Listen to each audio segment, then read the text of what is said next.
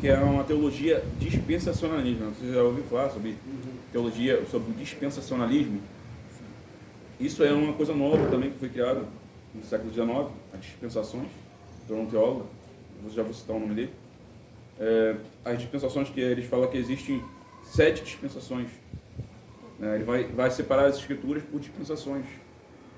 Ele vai falar que não, houve a dispensação da inocência, a dispensação da consciência, a dispensação do governo humano, a dispensação da promessa, a dispensação da lei, a dispensação da graça e depois a dispensação do reino prometida a Israel restaurado. E nós vemos que isso aí foi criado no século XIX, no início do século XIX, durante décadas, né? De 1820 a 1830, um teólogo cristão chamado John Darby. John Darby foi o criador desse movimento, desse dispensacionalismo e dicotomia. Fundador da Irmandade de Plymouth, desenvolveu uma nova teologia sistemática chamada dispensacionalismo. Essa doutrina, então, tornou-se muito popular no cristianismo. O fato é incontestável que o dispensacionalismo não existiu até o século XIX. Até então, nunca se debateu sobre isso.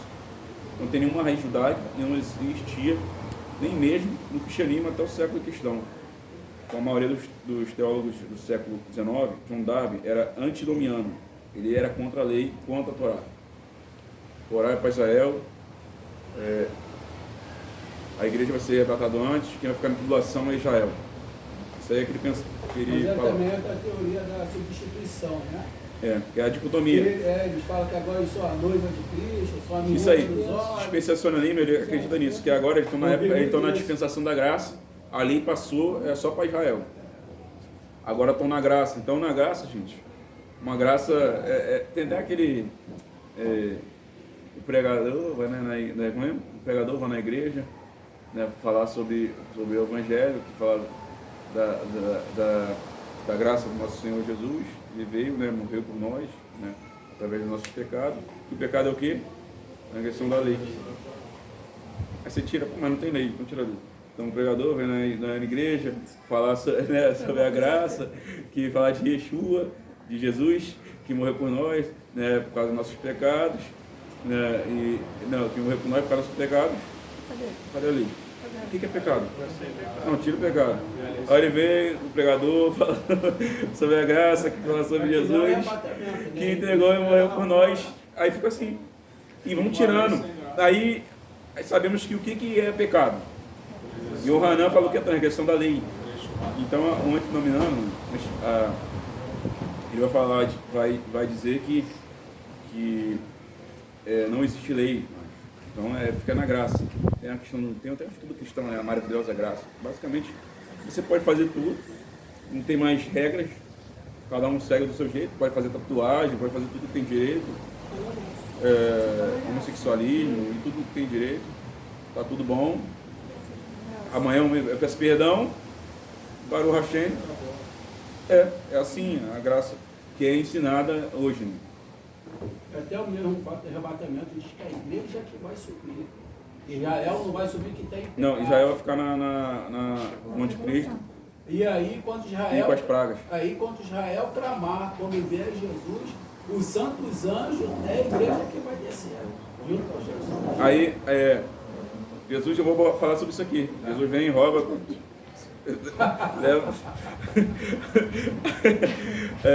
leva todo mundo, mas já veio ou não veio? Como que fica? A gente vai falar sobre isso aqui. Eu vou mostrar cada detalhezinho sobre isso. Deixa eu ver aqui até onde eu estava. Deixa eu botar o ponteiro aqui. Como era o teólogo do século XIX, John Darby era antinomiano, ele acreditava que a lei de Moshe mandou ser ineficaz. Então, Darby se sentia incomodado com os 7 problemas traduzidos por essa audiência. Percebeu que durante 7 anos, na última semana dos anos de Daniel, o sacrifício, olha só, percebeu que durante os 7 anos da última semana de Daniel, dos anos de Daniel, das 70 semanas, tá? O sacrifício voltaria no tempo, como a lei de Moshe estava sendo claramente cumprida durante os 7 anos da tribulação. Darby concluiu que a lei voltaria a ter validade no início da tribulação. Você viu qual é a contradição? Está na graça e volta para a lei. se contradiz. E Darby concluiu que a lei voltaria, né? Essa linha de raciocínio que fez Darby segregar as histórias bíblicas e proféticas em períodos compartimentados. Então Darby teorizou que o período da lei tinha acabado na cruz e que o período da graça, ou o período da igreja, tinha começado na cruz. Então, com a tribulação, o período da lei volta, o período da graça termina. Isso criou um problema grande para a teoria de Darby. Como poderia o período da lei retornar se a igreja, ainda que estaria na terra? E nós vemos aqui que ele faz essa confusão, né? Pô, não, estamos na graça, mas só que a lei já passou. Mas depois volta a lei no tempo. Depois acaba a lei de novo e volta a graça. Como que fica isso? Aí você vê a confusão que ele cria. E esse teólogo, Raul Lindsay, que é um dos maiores, tem base nesse teólogo, tá? Esse teólogo é o pai do pré-tribulacionismo, Darby.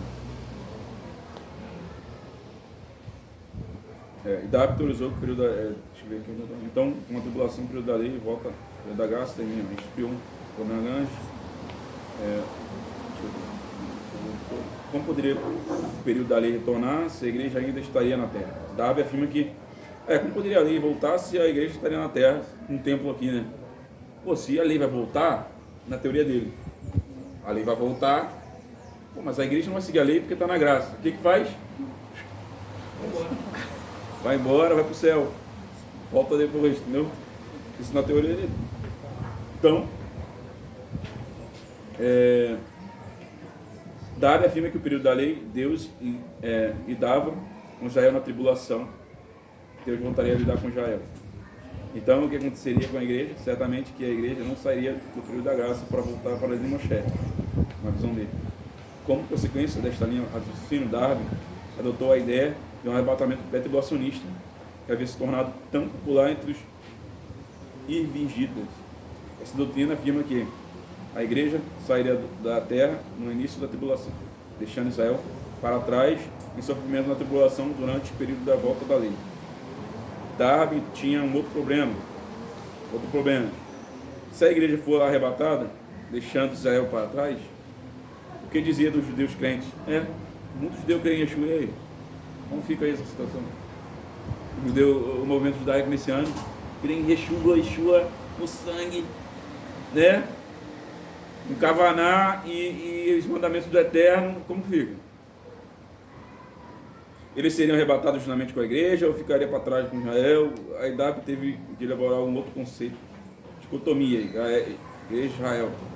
A teoria ensina que um judeu que se torna crente, o Messias faz parte da igreja, olha só, e não mais parte de Israel. Como resultado disso, ninguém poderia ser parte tanto da igreja quanto de Israel. Segundo a teoria, judeus crentes deixariam de ser judeus e se tornariam parte da igreja, que ele ensinava a conter pessoas que não eram nem judeus nem gentios. Portanto, as três falácias que se tornaram pilares do dispensacionalismo são os três pilares: a atual ineficiência da lei, é o primeiro; segundo, arrebatamento pré-tribulacionista; e 3, dicotomia igreja e Israel.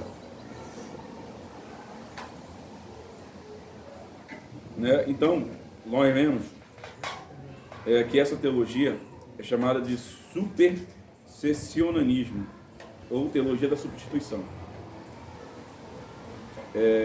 Rabino Kendall Solomon aponta 3 categorias: punitiva, aí vamos falar sobre questão punitiva, econômica e estrutural, sobre a teologia da substituição. Eu vou citar aqui só para nível de informação. Punitiva é apresentada por teólogos que é punitiva, econômica e estrutural, dentro dessa perspectiva, tá? Punitiva é representada por teólogos como Hipólito de Roma, Orígenes e Lutero. Representa o ponto de vista que os judeus que rejeitam Yeshua como Mashiach, então, consequentemente, condenados por Deus, perdendo assim a promessa que eles foram feitos, sob a aliança mosaica. É importante salientar que tanto os Orígenes quanto Hipólito esperavam que os judeus fossem salvos juntamente com os gentios nos fim dos tempos. Ele acreditava que os judeus, nessa visão punitiva, Deus vai punir na tribulação os judeus, porque não acreditam em Yeshua, e depois no fim dos tempos eles vão ser salvos, na visão deles. Econômico. Não se refere a dinheiro e sim a função técnica teológica do termo. É o ponto de vista que o objetivo prático da nação de Israel, os planos de Deus, foi substituído pela igreja. Seus principais representantes são escritos como Justino, Marte e Santo Agostinho. Essas esperavam também que os judeus fossem salvos com o objetivo no fim do tempo. Estrutural.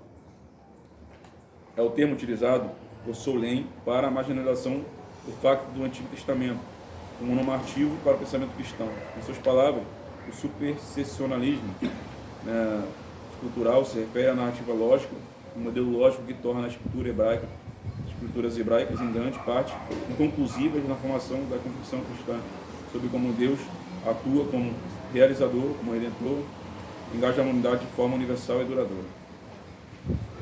Mas nós vemos assim, vamos lá, tá bom, eu estou pensando alguns termos aqui que são muito usados na teologia para os irmãos entenderem, né? Para poder até saberem diferenciar qual é a verdadeira visão.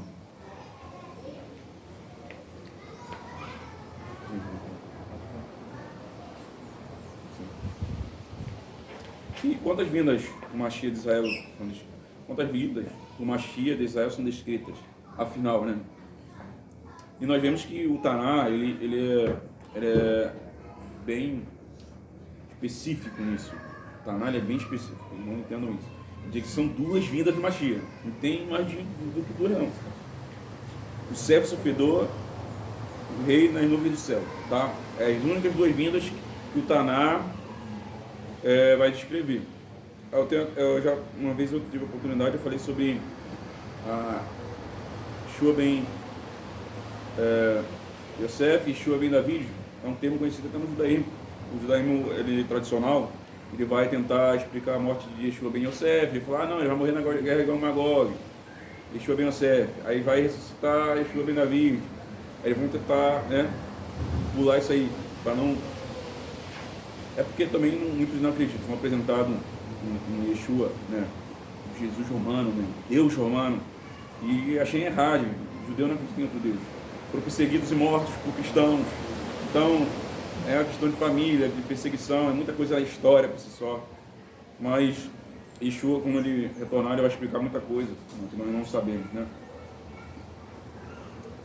Então, que provas temos então nos escritos do profeta que a revelação messiânica se daria em 2 fases? Acho que vou citar aqui as referências, tá? Em Daniel capítulo 2, a respeito da visão da estátua de Nabucodonosor, lembra-se que uma pedra é cortada do cume de uma montanha sem ação humana é lançada aos pés da estátua, destruindo. Está em Daniel capítulo 2, versículo 31 ao 45, tá? Essa referência. Sabemos que isso é uma clara referência à instituição da era messiânica, a destruição dos governos do mundo. Está escrito em Salmos, vou citar as referências, os irmãos depois pode estar lendo para a gente ganhar tempo. Salmos 110, Daniel capítulo 7, versículo 27, Isaías capítulo 2, versículo 2 e 3, e que sua época se refere a tempos atuais. Posteriormente, o Império Romano, sua divisão, desfalecimento, logo por meio disso podemos crer que a instalação do Malhut Hashamai se dará nesse período em que vivemos, né? Queira o Elohim abreviá-lo.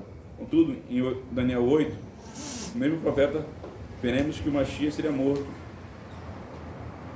né? Daniel 8. Como equacionar esta aparente?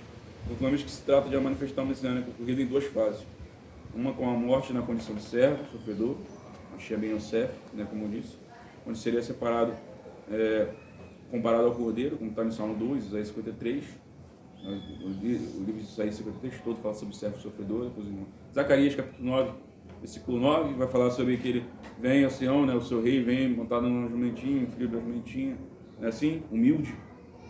E também fala que ele vem nas nuvens do céu, entendeu? E alegre-te muito, olha como diz o versículo, é muito interessante esse versículo. Zacarias 9, versículo 9, vou ler aqui ele. Alegre-te muito, ó filho de Sião, exulta, ó filho de Jerusalém. Eis que o teu rei virá a ti, justo e salvador, pobre, montado sobre um jumento e sobre um jumentinho, filho de jumento. E nós vemos também a outra referência, né, que após a sua morte, sentado-se à direita de Elohim, Hashem, até o tempo determinado para a instalação do seu reinado. Está descrito em Daniel capítulo 7, versículo 13, versículo 14 e Salmo 110 também. Tá? Tem essa diferença falando dele sentado à destra de Hashem. E eu acho muito interessante, estava estudando na página 201, o Zohar, o livro do Esplendor, de Ariel Bezion, temos o seguinte: nosso conhecimento sobre o Santíssimo é imperfeito. Conhecemos somente porque certas portas estão abertas a pessoas que buscam o conhecimento da terra. Uma única porta conduz a todos os graus, e é por esta porta, este grau, que conhecemos a majestade, Kavod, Eloá. A primeira porta pela qual alguém deve entrar é a porta Tzadik, justo. Olha só, a primeira porta é pela porta Tzadik, justo.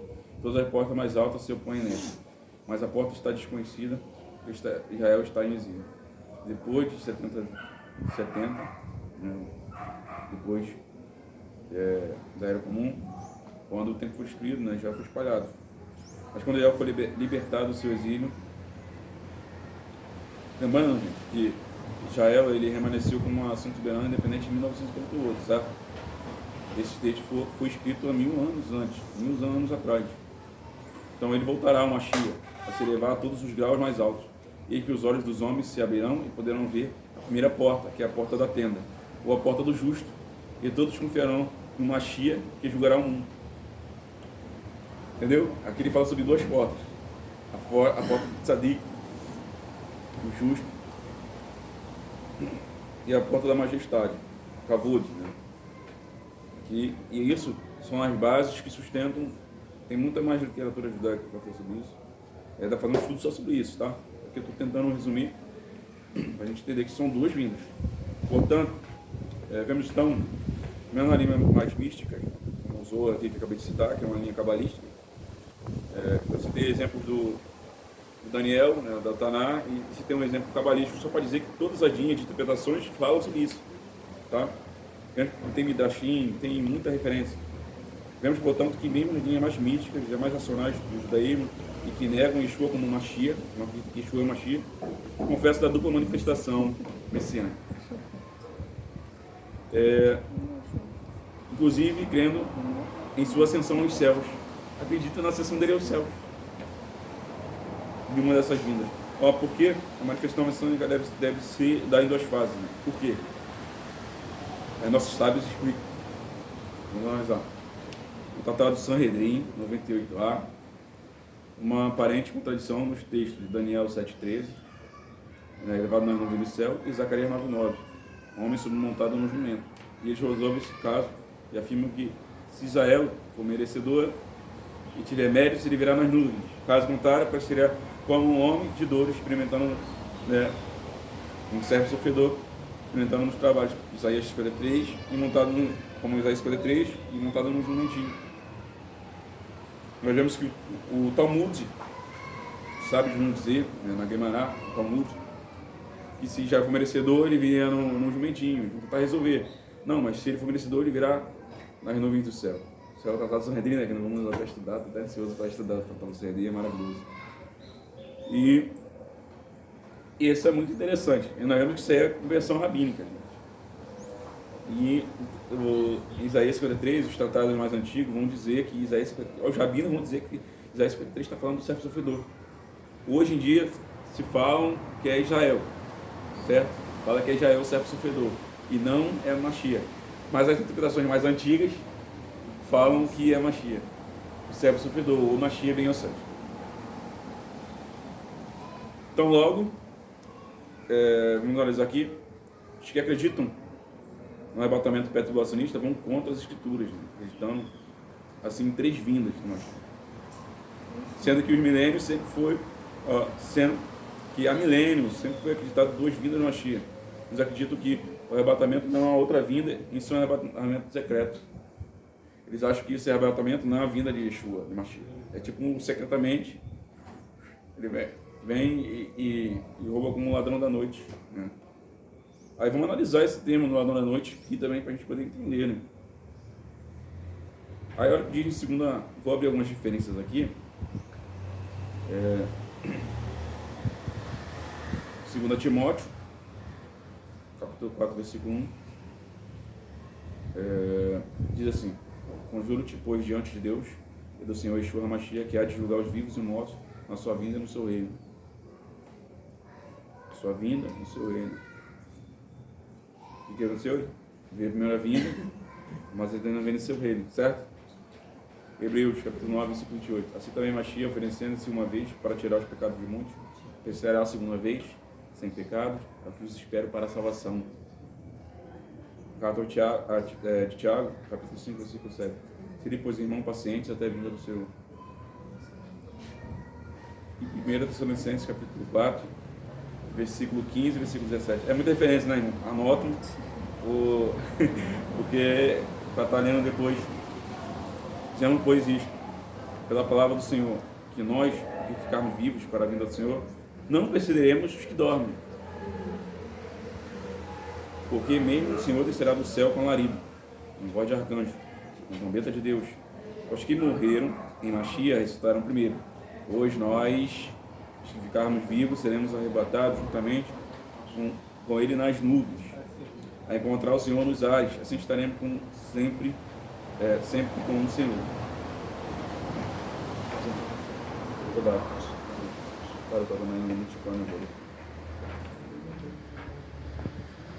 Então, nós não precisamos ficar.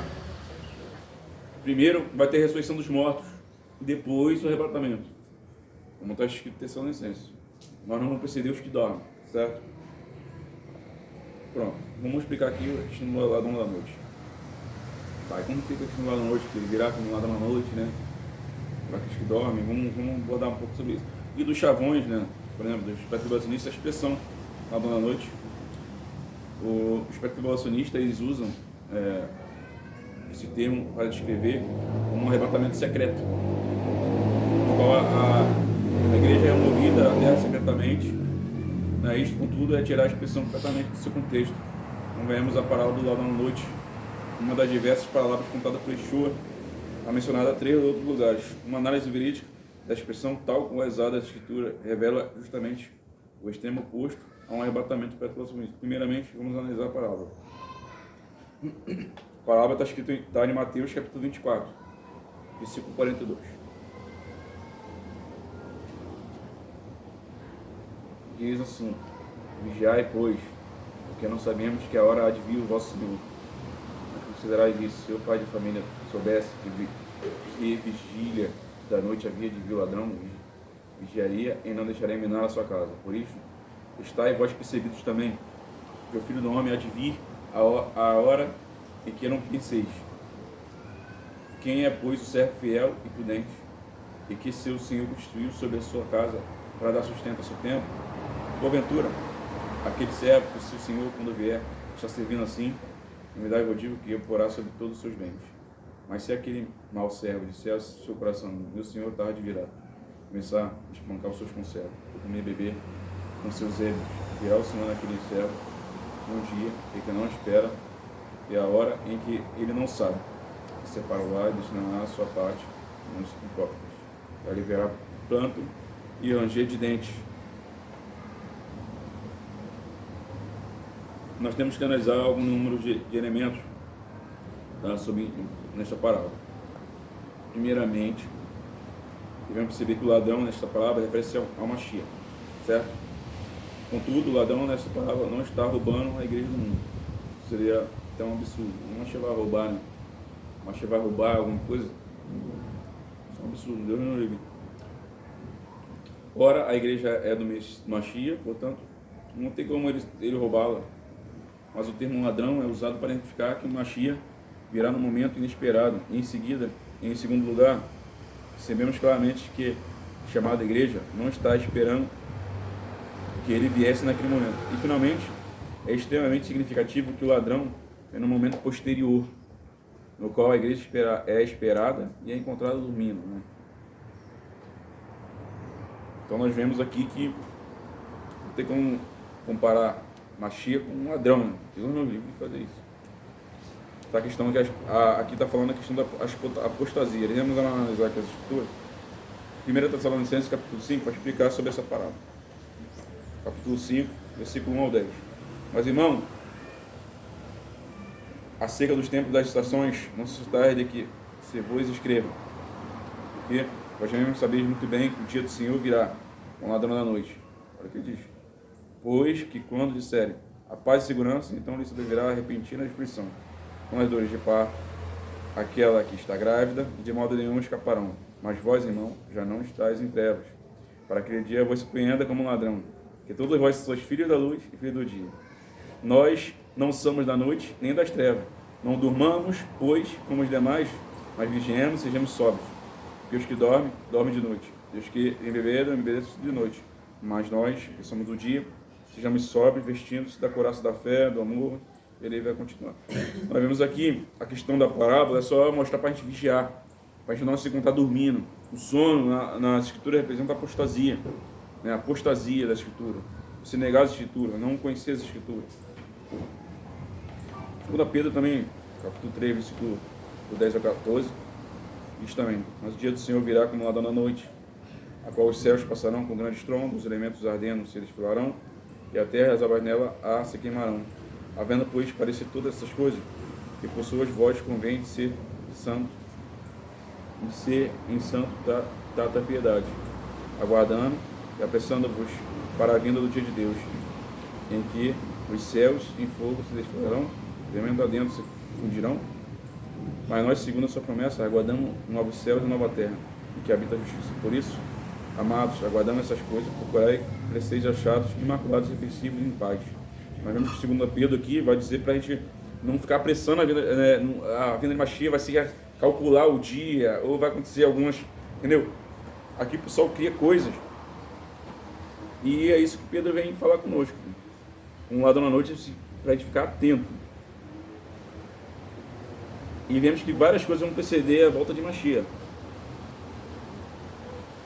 Apocalipse capítulo 3, versículo 3. Olha o que diz: lembra-te, pois, dos que têm recebido ouvido, e guardas, e arrependa-te. Se não vigiares, virei sobre ti como um ladrão, e não saberás o que é hora sobre ti virei. Apocalipse capítulo 16, versículo 15 também. Eis que vem como um ladrão, bem-aventurado aquele que vigia e guarda suas roupas, para que não ande nu, e não veja as suas vergonhas. Então nós vemos que ele vem como um ladrão na noite, é no sentido de a gente estar preparado, precavido, deixando nossas vestes brancas, prontos para receber a nossa salvação. Então não tem nada a ver que ele vai roubar a gente, não tem nada a ver com isso. É só uma parábola ilustrando no sentido de estar preparado, né? Garota da Nana ficou no barulho.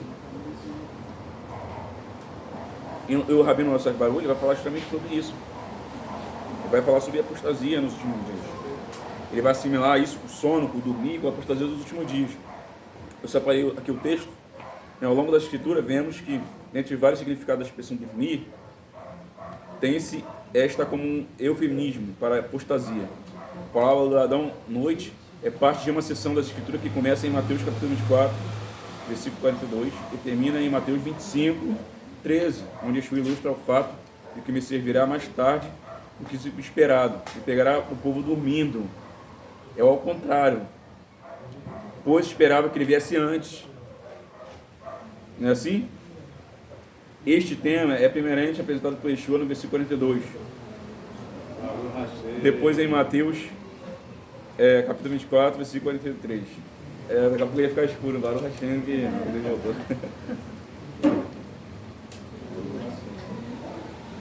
Então, no versículo 44, Yeshua reforça o tema, né?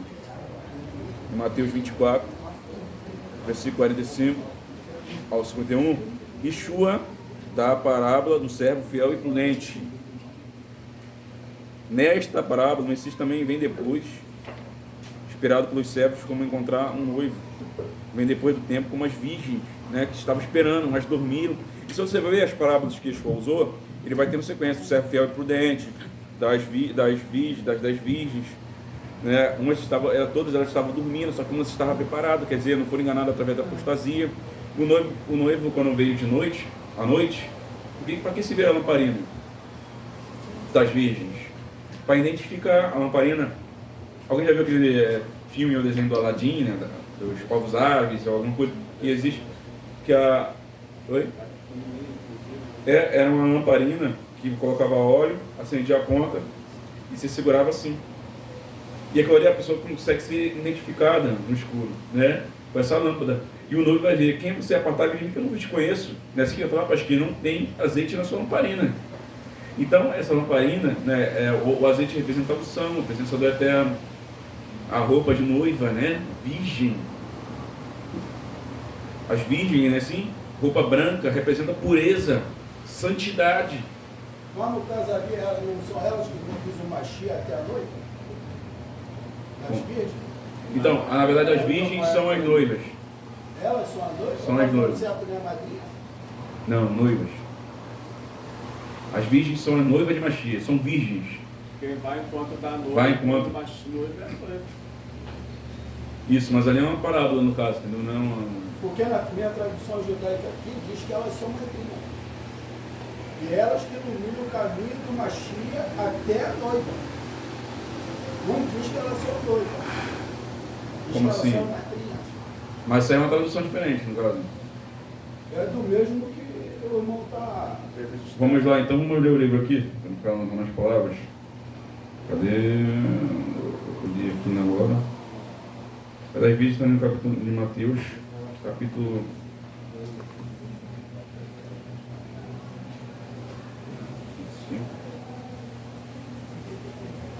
Aqui, ó.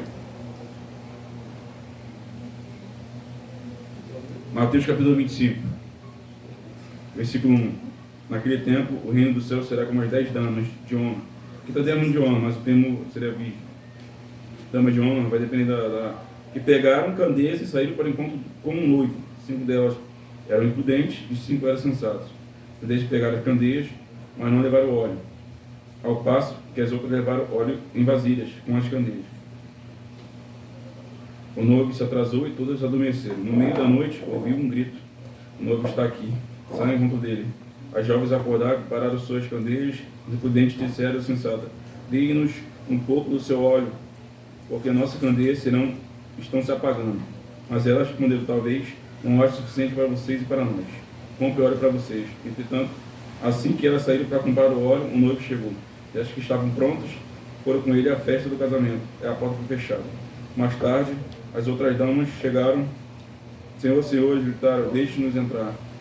Mas ele respondeu: a verdade é que eu não nos conheço. Portanto, fique alerta, porque você não sabe o dia nem a hora que o noivo vai retornar. Foram com ele à festa do casamento. Elas que iluminaram o caminho à Não. minha noiva. Mas ali não está falando que estão iluminando o caminho. Estão iluminando ela para se identificar com o noivo, entendeu? Entendeu? Aí pode ser uma leitura interpretativa, talvez. Mas se for para ensino, não tem problema nenhum, entendeu?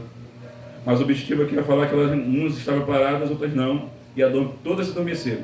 Mas esperaram, o noivo demorou a vir, né, depois do tempo esperado. Elas dormiram, só que uns tinham óleo de sobra, outras não tinham óleo. Isso aí. E elas foram identificadas pelo noivo. As que não tinham, chegaram depois e falaram: apartai-vos de mim que eu não vos conheço. Certo? Então nós vemos que, e se você acompanhar as parábolas, todas elas vão com o mesmo significado. Ladrão da noite, né, vai falar sobre isso, aí vai chegar nas 10 virgens.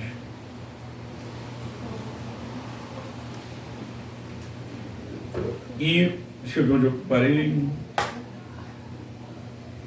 Das virgens, né, qual noivo veio depois do tempo que as virgens esperavam. As virgens somente, 5 delas são literalmente crentes. Entram, né, de fato. Pois 5 delas têm óleo na lâmpada, o noivo vem, enquanto as virgens dormiam. Apesar de muitas delas ainda terem óleo nas lâmpadas, elas pensaram que o Messias viria antes e caiu no sono da apostasia. E nós vemos que o termo dormir é um eufemismo para apostasia, assim como iniciou no século IV, com o distanciamento da igreja, criado assim por Constantino.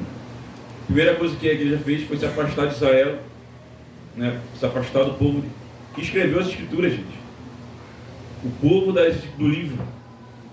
Né, como até o Maomé falava, que tinha até ele tinha boa comunicação com os Erudim, chamava os Erudim de povo do livro, os árabes, né, os islã, no início, tinha uma boa convivência com os judeus. Eu falava o povo do livro. O povo do livro, os que escreveram as escrituras, se afastaram daqueles que escreveram, traduziram as escrituras. Aí começaram a interpretar de outros jeitos, se afastaram. Aí entrou na apostasia. né? Isaías capítulo 29, versículo 10 diz isso: porque o Senhor derramou sobre vós um espírito profundo de sono, fechou vossos olhos, vedou os profetas e os vossos príncipes videntes. Romanos capítulo 11, versículo 8, como está escrito: Deus deu o espírito de profundo sono, olhos para não ver e ouvidos para não ouvir, até o dia de hoje. Mateus capítulo 24, versículo 42: Vigiai, pois que não sabeis o dia nem a hora do vosso Senhor. Mateus 25, 13: Vigiai, porque não sabeis nem o dia nem a hora que o Filho do Homem há de vir. Então, nós vemos aqui vários versículos se repetindo, né, mostrando que a apostasia, o sono, né, referindo sobre a questão da gente estar preparado, né, e todas esses, as pessoas estavam esperando e ele veio sempre depois do que a pessoa esperava, não é assim? Só que não podemos cair no sono da apostasia, temos que ficar vigilantes, né? Em todos os textos vemos que Yeshua pegando todos os domínios, né? O que esperava ele vir antes de acabar cansando.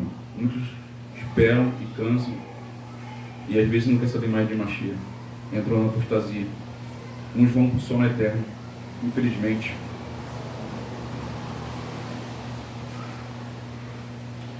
E nós vemos que o perigo, a teologia, né, a pré-tribulacionista tem um perigo. É vontade de ensinar um arrebatamento, né, a pré-tribulacionista. Esta seção das Escrituras nos avisa que muitos dos povos esperarão pelo Mashiach antes dele vir. E o pré-tribulacionismo é que quando o Mashiach na realidade vir após a tribulação, isto é, depois do esperado, eles caem na apostasia. Os pré-tribulacionistas têm sido enganados dentro do protecionismo e que a Bíblia ensina que o Mashiach resgatará da tribulação antes da mesma acontecer. Quando a tribulação chegar, eles perceberem que isso não ocorreu, muitos perderão a fé e acharão que o Eterno desistiu deles. E as pessoas não foram arrebatados, ou ainda pior, que as Escrituras mentiram, ou seja, a decisão deles o fará desviarem, caindo no sono da apostasia. Muitos estão esperando ser arrebatados antes da tribulação. Vai iniciar a tribulação, o Eterno vai vir. E mais, existe uma tecnologia, ondas sonoras que fazem até corpo desaparecer. Pode acontecer sequestros, pode acontecer várias coisas, que muitas pessoas vão ser enganadas, falar, a pessoa foi arrebatada, eu não fui. A pessoa pode cair na apostasia, negar Yeshua, né? Então temos que ter muito cuidado. E no Apocalipse capítulo 3, versículo 3, lembra-te, olha o que diz: lembra-te, pois, do que tem recebido e ouvido, guarda-te e arrependa-te, e se não vigiares, virei sobre ti como um ladrão, e não saberás a hora sobre te virei. Gente, são muitos versículos que falam sobre isso. Essa passagem fala sobre Mateus 24, né, que você está referindo à comunidade de Sardes, ou seja, crentes genuínos, indica que ele virá em um momento que a comunidade não esperava. A aplicação da expressão serão vigiares é que o Mashiach virá após a tribulação, ou seja, depois do esperado, e encontrará crentes dormindo. Mas aí como fica a questão do milênio, né, e a vinda do ladrão da noite? Na 2 Pedro, capítulo 3, versículo 10, diz: lemos, virá pois como ladrão o dia do Senhor. Né, a gente leu isso aqui. No qual os céus passarão com grande estrondo, os elementos ardentes soberão e a terra, e as obras que nela há serão descobertas. Aqui o dia em questão refere-se ao dia de 1000 anos, do reino milenar, Shabbat Hagadol. Este dia de 1000 anos começa com a segunda vinda do Mashiach e termina com a destruição da terra por fogo. Que a expressão do dia do Senhor virá como ladrão, definitivamente se refere à segunda vinda do Mashiach, ao final da tribulação e ao início dos 1000 anos. Este não é um ladrão que virá sorrateiramente e em silêncio, é um ladrão que fará os céus se passarem como um rugido, como lemos em Apocalipse capítulo 16, versículo 15. Escrever como ladrão, visto que vigia, lava suas vestes, para que não ande nu e não veja sua nudez. Nós vemos também esse termo usado no ladrão da noite, no dia de Noé, Mabur, né? Em Tessalonicenses capítulo 4, do versículo 16 e o capítulo 5, 4 a 16, 4 a 16 também é muito importante. Essa referência nos dá certo contexto para o acontecimento do arrebatamento. Eu vou citar só as referências, porque a gente já leu muitas, já lemos bastante essas referências, para não ficar muito repetitivo. 1 Tessalonicenses 4, 16, fala do ladrão da noite. E em Mateus 24, 43, acontece um grande segmento de Mateus, capítulo 24, né, do 29 a 25, e 46, a qual claramente discute a vida do Mashiach após a tribulação. Mateus 24, 29, o ladrão da noite, o ladrão da noite. De Mateus 24, 42 ao 48, vem um momento que é como os dias de Noa, antes do dilúvio. Né, ele vai citar, se você acompanha essas parábolas, ele vai citar que vai ser como os dias de Noa, a vinda de Mashiach. Muitos estavam entregues à apostasia, não queriam acreditar. Demorou 120 anos para ele construir a arca. Para Noa construir a arca demorou 120 anos.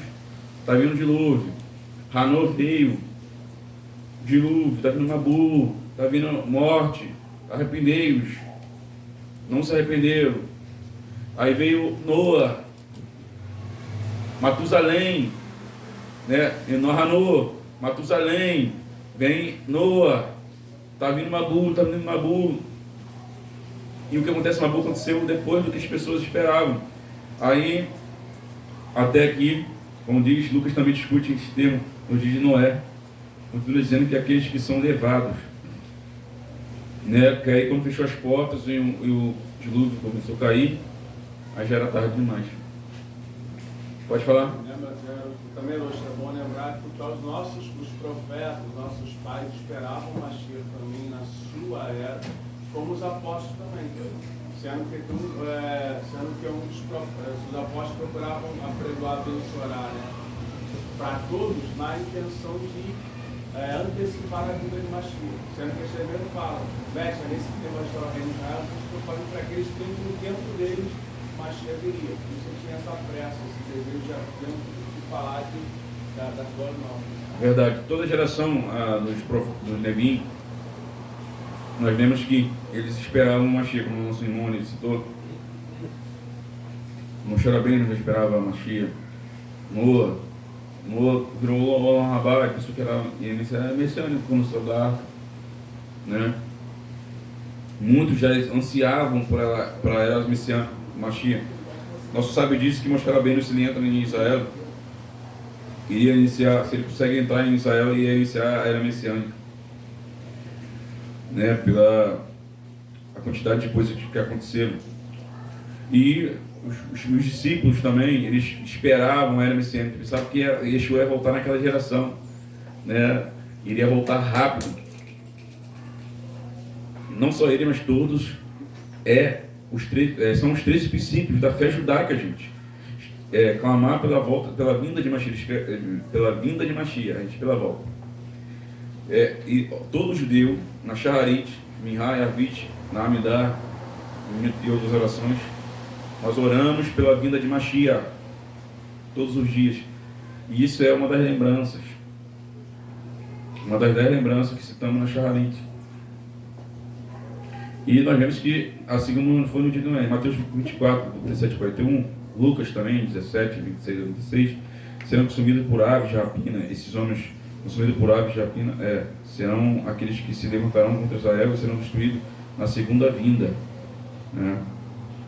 E o momento da vinda do ladrão é, portanto, a segunda vinda do Mashiach, descrito em Apocalipse, que é que a gente leu sobre o Megiddo. Segunda vinda. Uma vez que o evento do ladrão em 1 Tessalonicenses é a parte de 1 Tessalonicenses 5, capítulo 2, 4, capítulo 2 e capítulo 4. Então, o arrebatamento de 1 Tessalonicenses capítulo 4, 16 ao 18 é simplesmente parte da vinda do Mashiach e após a tribulação e não antes dela. Até que os irmãos estão entendendo? Tiverem dúvida. E para termos uma ideia, né, do que o arrebatamento é descrito em 1 Tessalonicenses 4, 16 ao 17, a gente tem que deixar as próprias escrituras se interpretarem, né? Este é um conceito hermenêutica, da hermenêutica judaica. As escrituras têm que se interpretar. Não posso pegar um versículo isolado e tentar imaginar alguma coisa que vai acontecer, não. Tem que ter outros versículos, outros enredos que falam sobre a mesma coisa. Nós analisamos aqui vários, né, até coisas que acontecem na história que vão se repetindo, e tem, né, um exemplo de uma outra situação que aconteceu, inclusive nos profetas e até na própria Torá. Exemplos. Olha o que diz em 1 Tessalonicenses capítulo 4, do 13 ao 17. Não queremos, pois, irmãos, que sejais ignorantes dos que já dormem, para que não vos esqueceis como os outros que não têm esperança. Porque cremos que Yeshua morreu e ressurgiu. Se também aos que dormem, Deus mediante Yeshua os tornará a trazer justamente com ele, e pois isto pela palavra da terra. Os que ficarmos vivos para a vinda do Senhor, de modo algum consideremos que já dormem, porque o Senhor mesmo descerá do céu com grande brado, voz de arcanjo, som de shofar. Isso daqui a gente já leu. E se a gente analisar, comparar esse 1 Tessalonicenses capítulo 4, versículo 13 ao 17, tem outro texto que explica, tem 1 Coríntios, carta aos Coríntios, capítulo 15, versículo 50 ao 55. Olha o que diz. Mas digo isto, irmãos, que carne e sangue não podem herdar o reino de Deus, nem a corrupção é da incorrupção. Eis aqui vos digo um mistério: nem todos dominemos, mas todos seremos transformados, no momento, no abrir e fechar de olhos, ao som do último shofar. Porque o shofar soará, os mortos serão ressuscitados incorruptíveis, nós seremos transformados, porque é necessário que isto que é corruptível se revista de incorruptibilidade, que isto que é mortal se revista de imortalidade. Mas quando isto que é corruptível se revestir da incorruptibilidade, e isto que é mortal se revestir da imortalidade, então se cumprirá a palavra que está escrito: tragada foi a morte na vitória. Onde está a morte, o teu ferrão? Onde está o Sheol, a tua vitória? E nós vemos também que essas duas passagens realmente falam do mesmo evento. Questão o tipo de contexto, né, de 1 Coríntios dá ao arrebatamento de Tessalonicenses, capítulo 4, 13 e 17. E nós vemos que o evento 1 Coríntios, né, facilita a herança do reino, né, 1 Coríntios 15, 1 Coríntios, capítulo 15, 54, parte B, cita Isaías 25, versículo 8. E a 1 Coríntios, capítulo 15, versículo 55, cita também Oséias, capítulo 13, versículo 14. Isaías 25, versículo 8, e Oséias, capítulo 13, versículo 14, falam claramente do início do reino, lidos em conjunto, né? 1 Coríntios 15, dos 50, coloca o arrebatamento de 1 Tessalonicenses 14, 13, no contexto do início do reino do milênio. Então o arrebatamento ele vai ser, se você pegar as referências, pode analisar,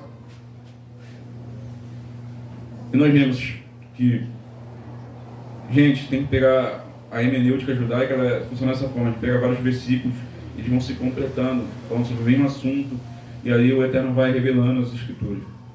E fazendo uma comparação, né, entre o arrebatamento e a segunda vinda.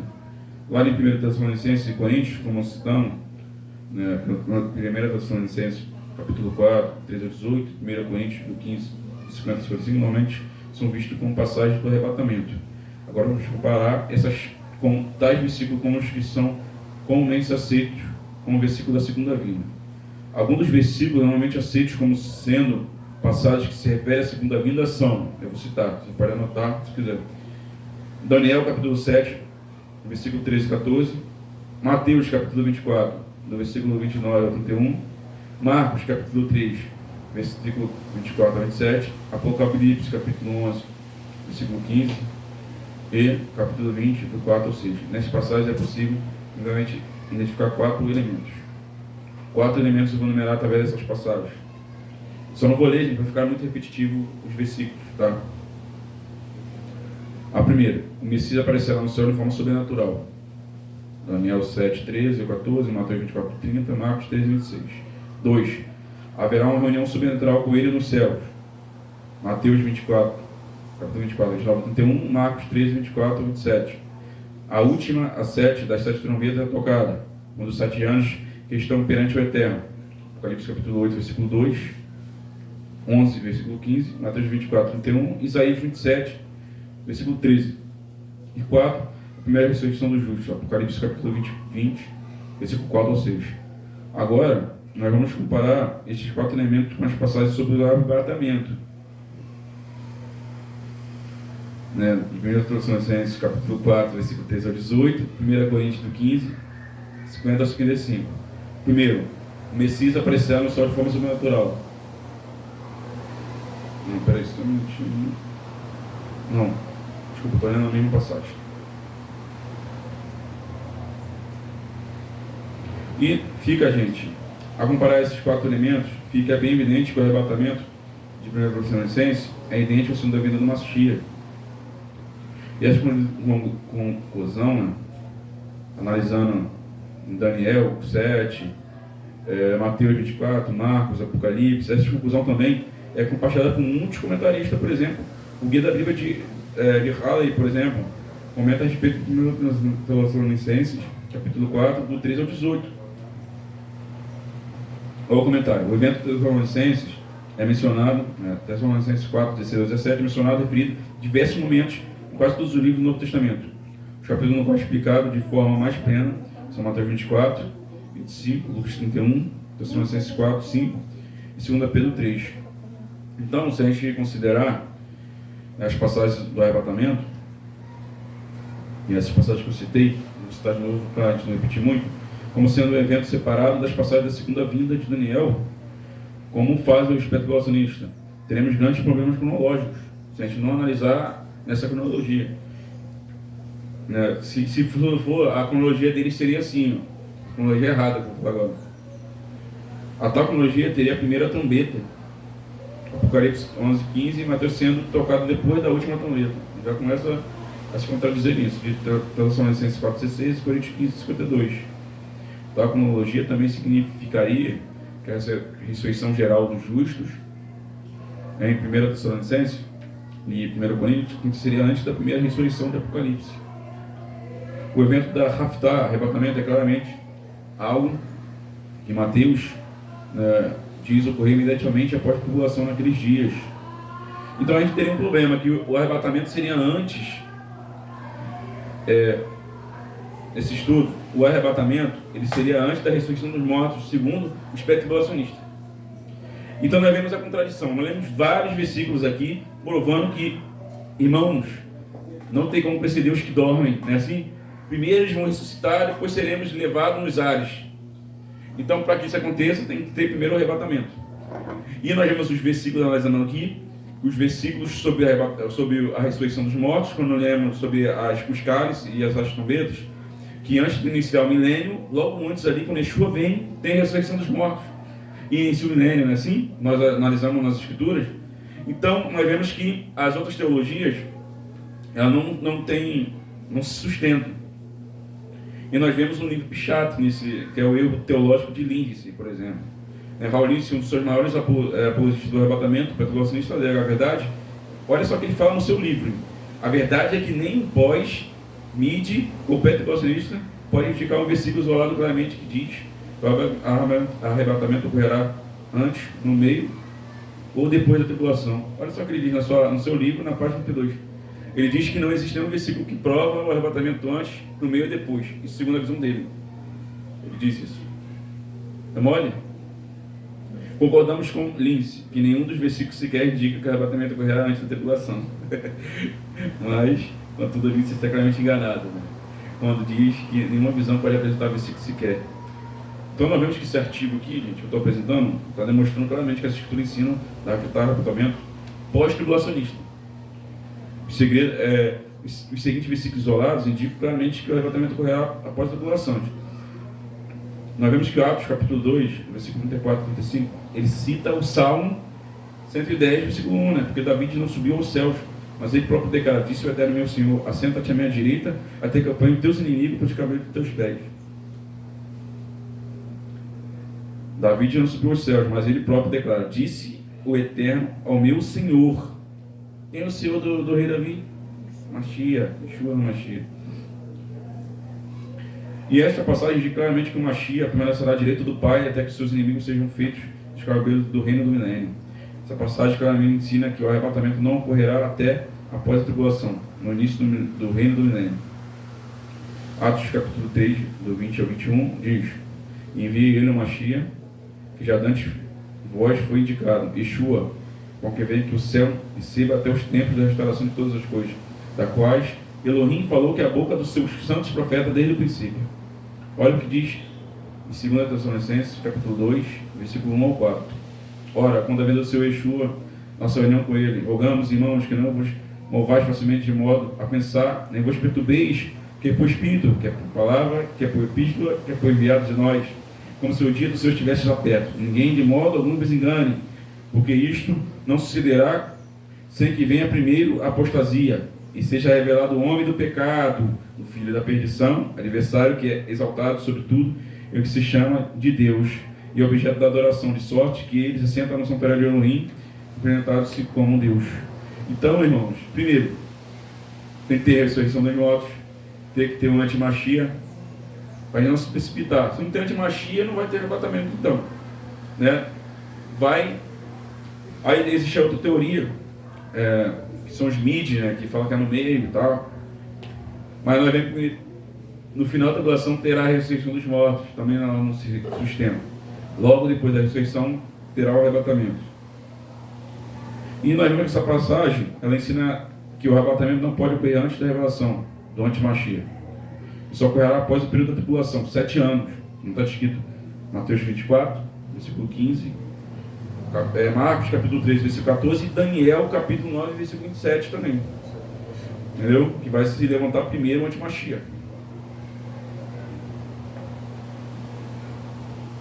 Então, sem mudar essa teoria, né, de um arrebatamento pré-tribulacionista, o sentido literal de qualquer passagem da Escritura, os pré-tribulacionistas tentam usar a interpretação no sentido alegórico, no sentido implícito, tal como Lindsay admite em seu livro, ao dizer que o pré-tribulacionismo é amplamente baseado em argumentos de inferência em silêncio. Página capítulo 31 do seu livro.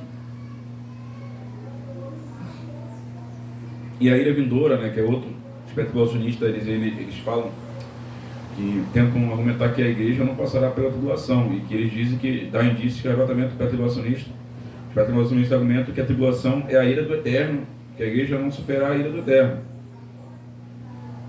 Usar este argumento, os pré-tribulacionistas ignoram o fato de que o antimachia, uma das maiores figuras da tribulação, da ira do adversário, né, no Apocalipse capítulo 12, versículo 12, 13, 2, eles também ignoram o fato de que o Machia nos salvará desta ira ao destruir o antimachia em sua vinda. Além disso, ignora ainda o fato de que, pelo contexto, a ira da qual o Machia nos salva através da justificação em seu sangue, para que possamos ser salvos. Está em Romanos capítulo 5, versículo 9. Aqui claramente a ira é o lago de fogo e não a tribulação.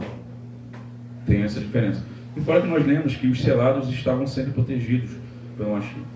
As pragas, a tribulação não atingia pouco, né? E nós vemos a base de Lucas, capítulo 21, 36, né? Esse argumento é usado normalmente pela inventora, quem inventou, né, o arrebatamento pré-tribulacionista. Existe uma pessoa que inventou que gerou a tese para Darwin. É uma menina de 15 anos, gente, que inventou essa tese, chamada Margaret MacDonald, como não citou ali, que ele trouxe esse versículo em sua discussão com Darwin. Ela discutiu com Darwin e aí ele criou essa conclusão. O versículo diz: em todo o tempo, orando para que possais escapar de todas estas coisas que hão de acontecer, e está em pé na presença do Filho do Homem. Ela usou esse versículo como base para poder falar que eles não vão passar pela tribulação. Mesmo que eu participasse do pressuposto de que todas essas coisas se referissem à tribulação, ainda assim teremos erros. Primeiramente, se o pré-tribulacionismo fosse correto, não seria necessário orarmos para escaparmos dessas coisas. Em segundo lugar, a passagem simplesmente diz escapar e não ser tirado da terra. Muito provavelmente refere-se à sobrevivência. Porém, a realidade é escapar de todas as coisas e simplesmente escapar dos pecados que poderiam fazer alguém estar em apostasia na ocasião da segunda vinda. Você vê em Lucas capítulo 21, no versículo 34 e 36, fala claramente disso, e não da tribulação. No Apocalipse capítulo 3, versículo 10, que diz: porquanto guardaste a palavra da minha perseverança, também eu te guardarei na hora da provação que há de vir sobre o mundo inteiro, para pôr a prova os que habitam sobre a terra. Contudo, gente, a palavra guardar não significa remover da terra. Muito pelo contrário, a própria palavra, a escolha dessa palavra indica uma sobrevivência auxiliadora, facilitadora, garantia pelo Eterno. O Eterno não guarda os seus. A gente usa muito esse termo, que é o livramento do Eterno. Ele guardou você, te livrou. Não é assim? É a mesma coisa, não vai ser nos últimos dias. Outra coisa, outro argumento que vai ter no meio dessa teologia,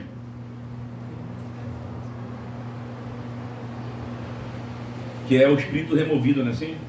Fala que o Ruach HaKodesh vai sair da terra, e aqueles que tiveram com o Ruach HaKodesh vai também, a Bíblia será tirada e tal. Eles vão usar esse termo, né? É muito usado na escatologia cristã. Esse argumento também foi usado por Margaret MacDonald. Até usa, né, Roxo?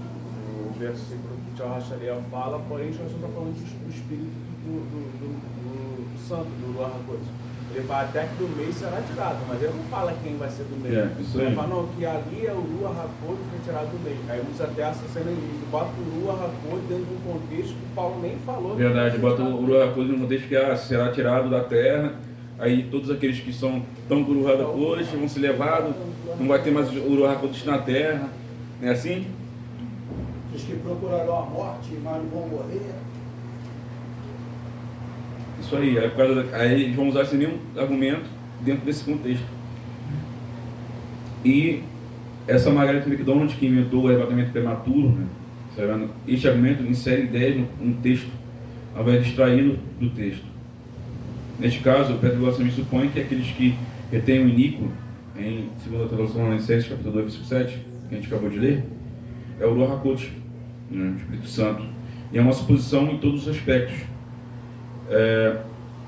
Por essa leitura, irmãos, o antimachia, né? O anticristo seria revelado. E 2 Tessalonicenses capítulo 2, versículo 8, a tribulação começaria após a igreja, né, com o Ruach HaKodesh dentro dela, ser removida de um arrebatamento pré-tribulacionista, prematuro, né? O Espírito seria levado e a igreja também. A inventora do arrebatamento pré-tribulacionista propôs essa ideia após ter uma suposta visão, né, na qual ela recebeu uma revelação de que então será revelado esse nível, né, e vem imediatamente após estarão dois numa cama, um será tomado, outro será deixado. Não está escrito, ela vai usar esse versículo, ela tem a revelação, fala que vai ser dessa forma e começa a usar alguns versículos isolados para explicar. E ali passa a ter essa teologia, né, sobre o arrebatamento prematuro. Ela usa Lucas capítulo 17, Mateus também. E aí essa inventora, né, do arrebatamento prévio ensina que um arrebatamento parcial ocorreria com quem estivesse cheio do Espírito Santo.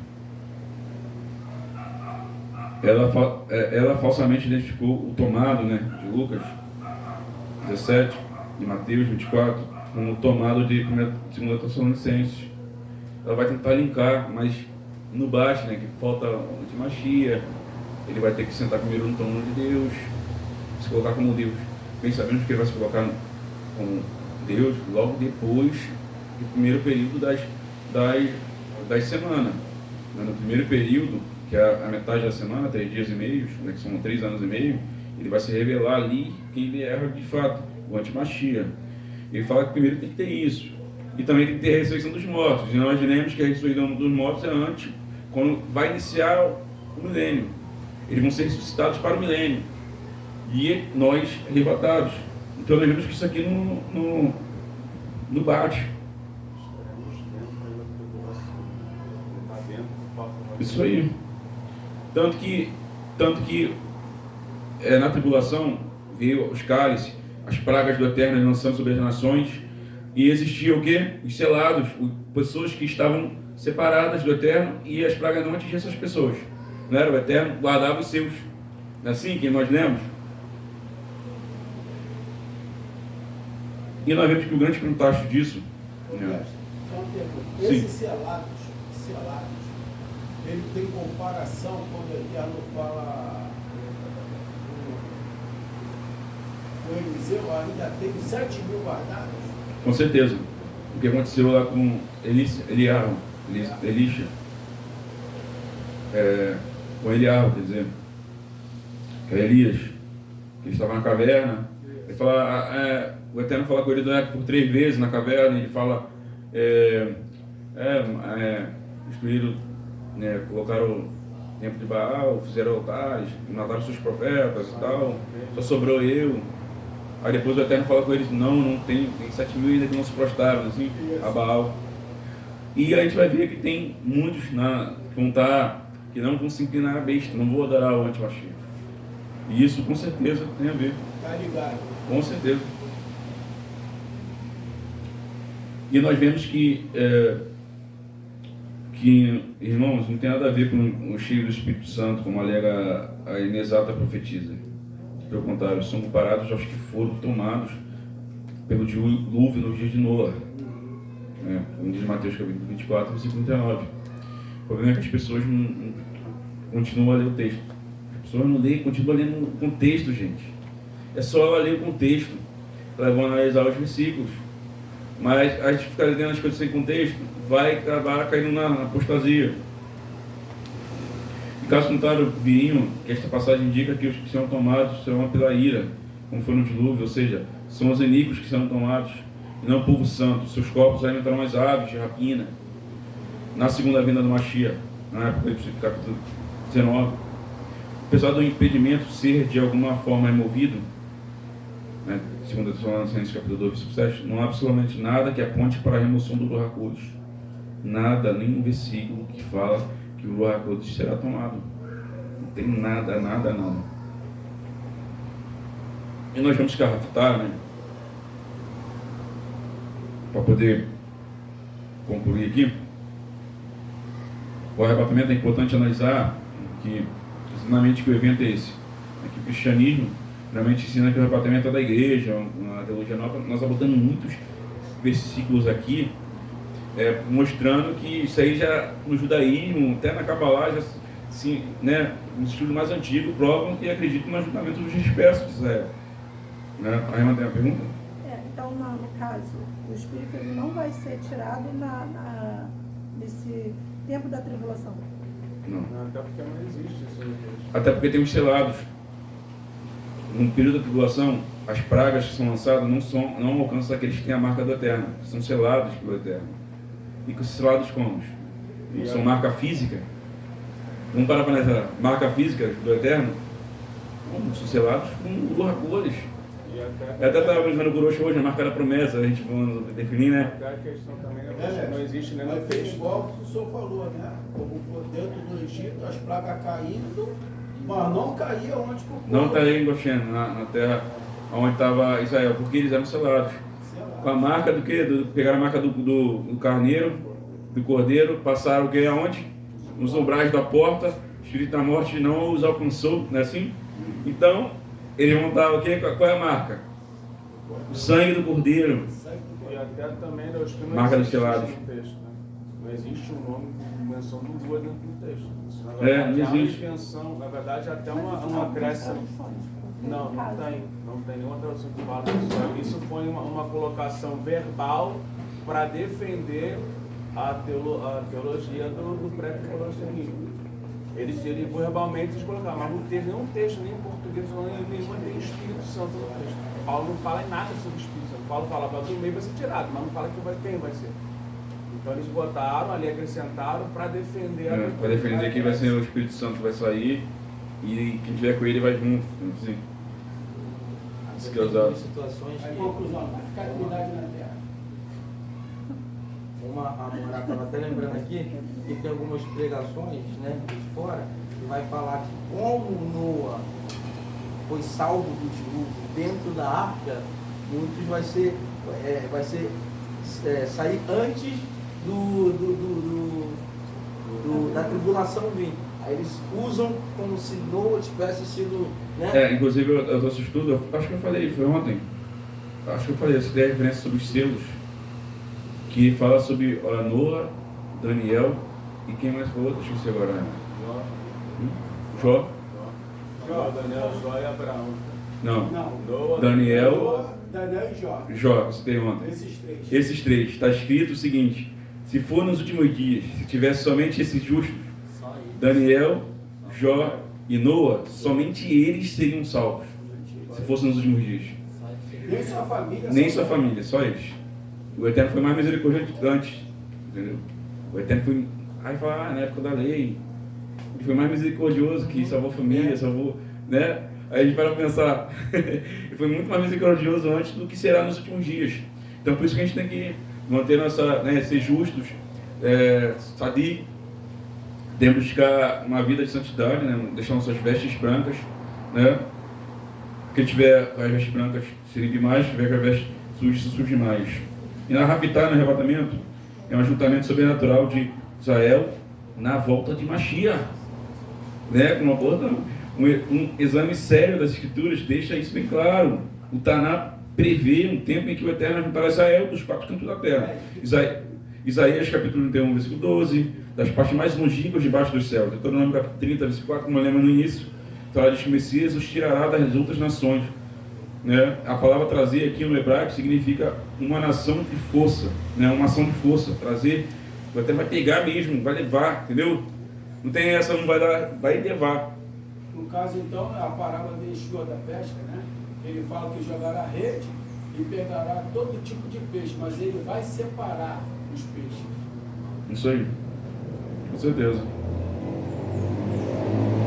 Nós vemos que tem prova, gente, como eu citei, que a Rapitar se refere ao povo de Israel. Tem aqui o Targum Yerushalmi, né? Targum de Jerusalém, a tradução comentada da Torá para o Aramaico, interpreta que essa passagem de Deuteronômio capítulo 30, versículo 4, o Eterno vos ajuntará pela mão de Elias. E então ele vos trará pela mão do rei Mashiach. De acordo com o comentário de Jerash, né, sobre isso significa que eles serão arrastados através do ar pela mão do Mashiach para a terra. Será este o evento da Rapitar, arrebatamento. E vou botar algumas provas aqui. Deuteronômio capítulo 7, algumas provas da Rapitar, evidências de que trazer em Deuteronômio capítulo 30, versículo 4, é justamente Rapitar, se trazer, que é encontrado na palavra de Mateus, capítulo 24, versículo 1.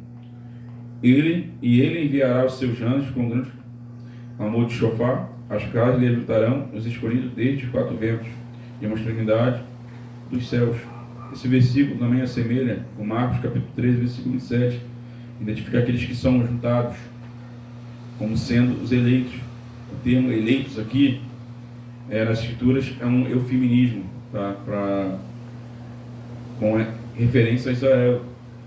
Encontramos o termo também eleitos, se referindo a Israel nos seguintes versículos: Deuteronômio capítulo 7, versículo 6, capítulo 10, versículo 15 e 14, versículo 2. Entendi, não falou que está o quê? No Eufemismo, que é uma referência a Israel, entendeu? Se referindo justamente a Israel. Porque quando a gente crê no Mashiach, segue no mandamento, quem crê no Mashiach é salvo por Mashiach, certo? É enxertado aonde? Na oliveira, que é Israel. Então só existe um povo. Isso aqui que queremos dizer aqui nessa parte. Só existe um povo. E nós vemos que os eleitos aqui estão se referindo a Israel, não está se referindo a outro povo, o povo do eterno Israel. Então Paulo vai dizer então que não há grego, não há troiano, não há israelitas e nem os gregos. Israelitas e gregos que ele vai usar. Eu não esqueci agora o versículo. Porque tudo está em Mashiach. Quando ele fala grego, você fala de goim. Seria goim, entendeu? Nações. Isso está no termo grego. Enxertado na oliveira. Enxertado na oliveira, isso aí. Então, deixa eu ver aqui.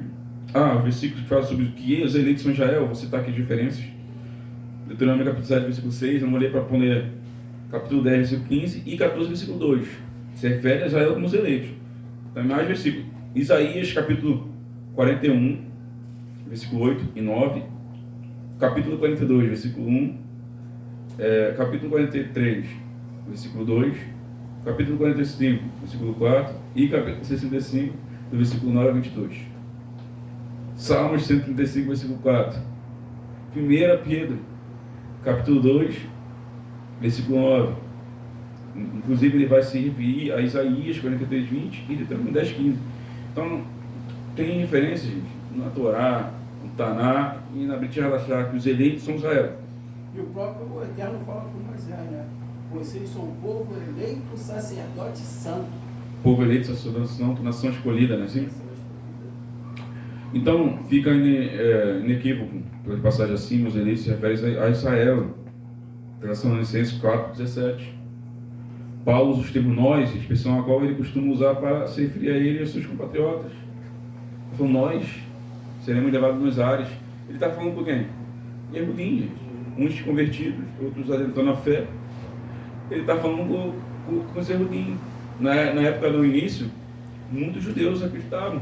Paulo, quando ele chegava até, ele foi lá para você ter ideia, quando ele ia para a Grécia, ele é convidado nas sinagogas para poder levar uma palavra, explicar. Muitos acreditavam em Yeshua, em Mashiach, Goim e Erudim, judeus que estavam espalhados pelas nações. Ele foi em vários lugares falando sobre Mashiach e Yeshua, né, cantando, levando as boas novas. Como está escrito em Atos, capítulo 17, do versículo 1 ao... Então nós vemos que a Arvetar, né, a evidência que vai acontecer após a última trombeta, se refere ao julgamento de Israel, né, que é o sinal da trombeta. Foi até citada, como eu já li aqui essa referência, né, em Isaías, capítulo 27, no versículo 12, versículo 13, naquele dia, eu vou ler aqui a referência, naquele dia o Eterno debulhará as suas espigas desde as margens do Eufrates até o ribeiro do Egito, lembra que eu falei no início? E vocês serão ajuntados, um a um, e naquele dia soará um grande trombeta, que estavam perecendo na Síria e que estavam exilados, virão e adorarão o Eterno no Monte Santo, em Jerusalém. Aí, no milênio, vai se cumprir a promessa do Eterno, desde o Nilo, do rio do Egito, até o rio Eufrates, será toda, imagina o tamanho, gente, vai pegar ali um pedaço talvez da Arábia Saudita, vai pegar o Egito, vai pegar ali a Palestina inteira, vai pegar a Jordânia, Síria, uma parte do Iraque, até lá em cima no Eufrates. Vai ser enorme a nação de Israel. Vai caber também todos os erudim que vão ser arrebatados, que vão ressuscitar, assim. Aí nós vemos a ressurreição dos mortos, que é outra evidência, que como sendo a realidade justamente de Israel e da ressurreição dos mortos, está acompanhada pela ressurreição dos mortos. Não tem como acontecer o arrebatamento sem ressurreição. Isso está indo contra a palavra. O senhor falou, né, sobre o território, né? Tem a ver a compra que Abraão teve, que Isaac teve nas terras? Abraão, na verdade, ele comprou o túmulo. Ele comprou o túmulo de Marpelá. Terra, né? Não, foi a caverna, na verdade. Foi só a caverna? Ele comprou a caverna.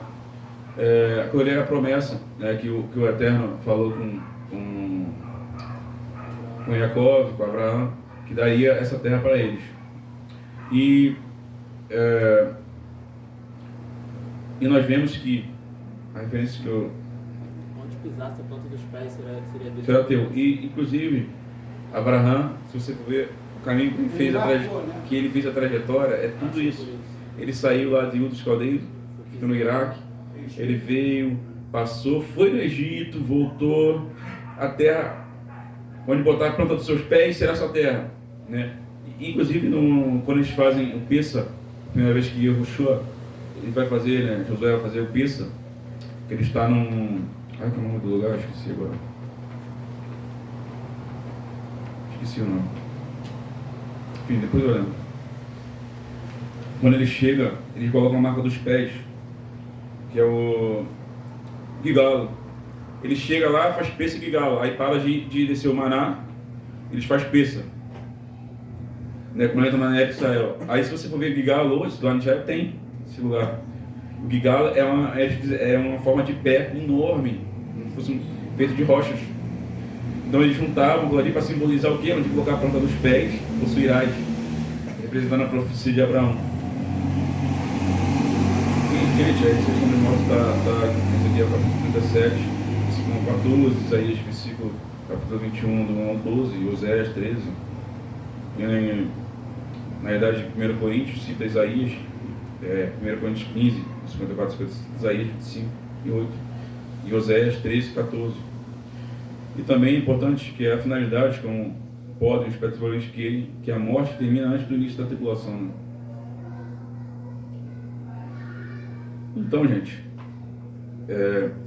vemos que tem várias referências aqui sobre a Brit Hadashah, falando sobre isso. Muitas referências. E como falar sobre a sua cronologia para poder fechar o assunto, imediatamente após a tribulação, né, Mateus 24, 29, 24 e Marcos 13, o Messias aparecerá no céu. Daniel 7, Mateus 24, Marcos 13, 1 Tessalonicenses 4, 16, verá a toca da trombeta final.